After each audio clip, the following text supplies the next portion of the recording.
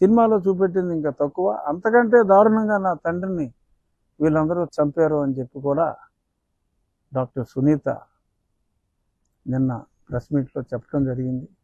ఇంత నీచమా? మీకు అడ్డు వస్తారని చెప్పి సొంత చిన్నాయన్నే చంపేస్తారా? చెల్లెల్ని బజారు పాలు చేస్తారా? పైగా కన్న కూతురు మీదే అభాండాలు వేస్తారా? ఇది ప్రజలు నమ్ముతారా? ఇది నమ్మి ప్రజలు మీకు ఓటేస్తారా? ఎన్నికల్లో ఆ దొంగ కోడికత్తి ఇదే కదా అప్పుడు నిన్నైనా నన్నైనా గెలిపించింది. సో మరి ఇప్పుడు ఇంకొత్త డ్రామాలు ఇంకేం ఆడతారు? If you are a fair man, let that investigation continue. సిబిఐని మీరే కోరండి. నా మీదకి అనుమానాలు వస్తున్నాయి, let them enquiry and close it అని అడగండి. దమ్ము ఉంటే, ధైర్యం ఉంటే. అడగరు. ఎందుకంటే అందుకే అడగరు. సో అంచేత ఇక జగనన్న డ్రామా కంపెనీ ఆఖరి అంశం ఈరోజు మనం ముచ్చటించుకునేది. ఈయన బుల్లెట్ ప్రూఫ్ బండిలో వెళ్తాడు. కనీసం బయట చేమ చిట్టుకుమన్నా లోపలికి వినపడదు. ఏదో కంటితోడు చుట్ట ఇలా అంటుంది తప్ప.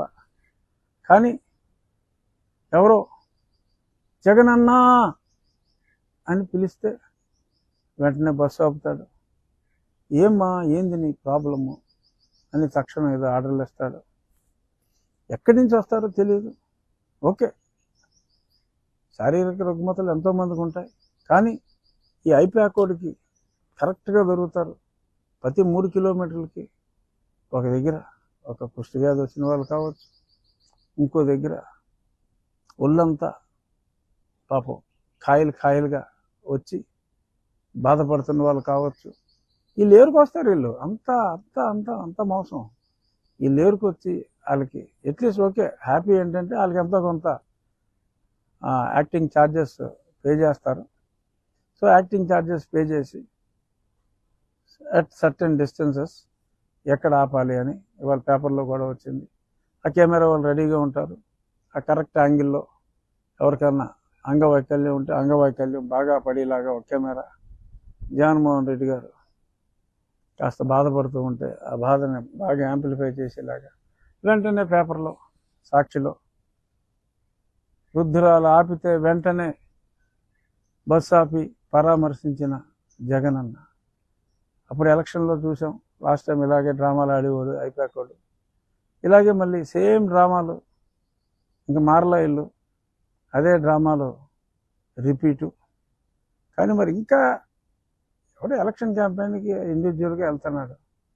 మరి ఇంకా మీటింగులకి ఆర్టీసీ బస్సుకి ఇద్దరు కూడా అతని మీటింగులకి రావట్లేదు. చాలా దారుణం.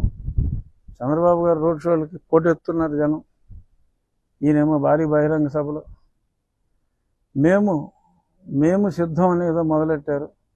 బట్ మేము సిద్ధంగా లేవురా బాబు అని చెప్పి జనం అందరూ కూడా పని చూసుకోరా బాబాయ్ అబ్బాయి అని చెప్పి చెప్తున్నారు.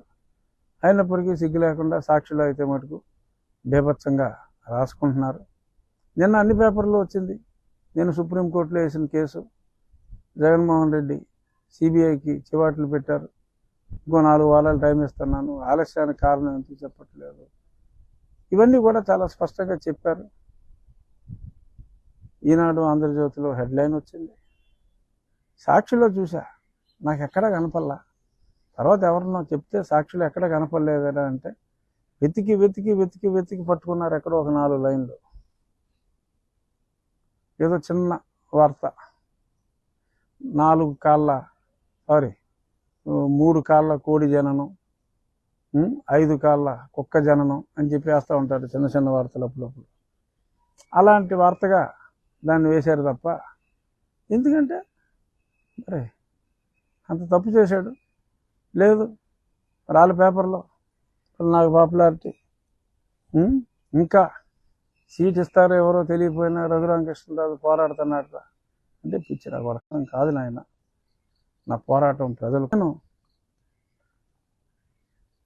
గత నెల రోజుల్లో వైసీపీ పార్టీ నుంచి టీడీపీలో కావచ్చు, బీజేపీలో కావచ్చు, జనసేనలో కావచ్చు జాయిన్ అయిన వాళ్ళని తప్పుగా మాట్లాడాల.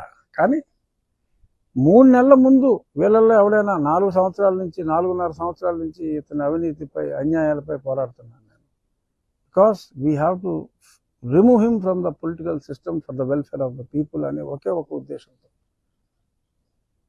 ఎవరైనా ఇప్పుడు జాయిన్ అయిన వాళ్ళు ఎవరైనా 3 నెలల ముందు మాట్లాడుంటే జగన్మోహన్ రెడ్డికి వ్యతిరేకంగా ఒక్క వాక్యమైనా మాట్లాడుంటే నేను రాజకీయాల నుంచి తప్పుకుంటా అని నేనంటే దాన్ని హెడ్లైన్ కింద పెట్టి ఆడవాడు ఇంటూరు రవికిరణ్ ఆడు బ్రోకర్ లంజోడుకు ఆడు దాని మీద పెట్టి నేనేదో రాజకీయాల నుంచి స్వస్తి అని నేనేదో మాట్లాడేటప్పుడు ఒకసారి బాధగా ఉన్నప్పుడు ఒక డిఫరెంట్ ఎక్స్ప్రెషన్ ఉండొచ్చు. జగన్మోహన్ రెడ్డి ఎవరన్నా పెళ్ళిళ్ళకి వెళ్తే ఏడుస్తా, సావును చూస్తే నవ్వుతూ ఉంటాడు. అలా ఏమో అటువంటి నెగిటివ్ ఎక్స్ప్రెషన్స్ కాకుండా ఈ వ్యవస్థ మీద ఎప్పుడప్పుడు మరి నాకు ఏదైనా అన్యాయం జరిగింది అనిపించినప్పుడు కొంత ఫీలింగ్ మారచ్చు. అలాంటి ఫోటో ఒకటి వేసి రాజకీయాల నుంచి తప్పుకుంటానంటున్నాడు అని రాస్తారా నా కొడకల్లారా వైసీపీ గారు? నేను ప్రజాక్షేత్రంలోనే ఉంటున్నా, నాకు అలసట లేదు, అలసట రాదు. ఈ జగన్మోహన్ రెడ్డి ప్రభుత్వాన్ని దింపే వరకు నిద్రపోయేదే లేదు. మిస్టర్ రవికుమార్ ఇంటూరి తిక్క పోస్టులు పెట్టి పరువు దిగజార్చుకోమాకరా. ఓకే, ఇంకా దాము బాలాజీ అంట, ఆడెవడో నా గురించి రకరకాలుగా మాట్లాడుతూ ఉంటాడు, ఆడెవడో నాకు తెలియదు. సరే ఈ సాయి అయితే సరే వీళ్ళు ఎవరికన్నా అసలు ఎవడు ఏ ఇంటర్వ్యూ ఎవడ మీద చేసినా సరే మధ్యలో ఒక ట్రిపులర్ అనే అక్షరం రాస్తున్నారు వ్యూస్ కోసం, రాసుకోండి. బట్ పిచ్చిగా అవహేళనలు చేస్తే, ఉన్నది లేనట్టుగా లేనిది ఉన్నట్టుగా రాస్తే, హే పేటిఎం డాగ్ కొడకల్లారా, చాలా విషయాలు ఉన్నాయి. అది బయటికి తెస్తే గుండాకి చస్తారు మీ అధినేతలు. Be careful, it's my pleasant warning. చాలా ప్రేమతో ఇస్తున్నాను వార్నింగ్. గుర్తుపెట్టుకోండి, బొల్లు దగ్గర పెట్టుకోండి. ఇంకా ఎందుకులే, మనకు కావాల్సింది ప్రజలకు రక్షణ అని నేను వ్యక్తిగతంగా రాట్లా. ఆ కొడకల్లారా నా ఇక్కడ బొచ్చు ఇంకెక్కడ బొచ్చో తప్పితే నీకు మాట్లాడడానికి ఏముందిరా చెత్త నా కొడకల్లారా అని అనాలనిపించినా కూడా నాకు తెలుసు ఈ రచ్చబండ ఎక్కువ మంది స్త్రీలు చూస్తారు, వారి మనసును నేను నొప్పించలేను. కానీ వారు రాస్తున్న చెత్త రాతల్ని ఖండించకపోతే ఇంకా రెచ్చిపోతారు. రెచ్చిపోతే నేను ఇంకా రెచ్చిపోతాను. ఇంటి గుట్టు వాళ్ళ ఇంటి గుట్టు బయట పెడతాం మంచిది కాదని నేను ఎక్కువ మాట్లాడుతున్నా, సంయమనం పాటిస్తున్నా. ఇలాగే రే నువ్వు ప్రతి చెత్త నా కొడుకు నా ఇంటూరు నీ దాము గారిని ఆడిని ఏన్ని చెత్త మాట్లాడేస్తే ఓకే బాయ్.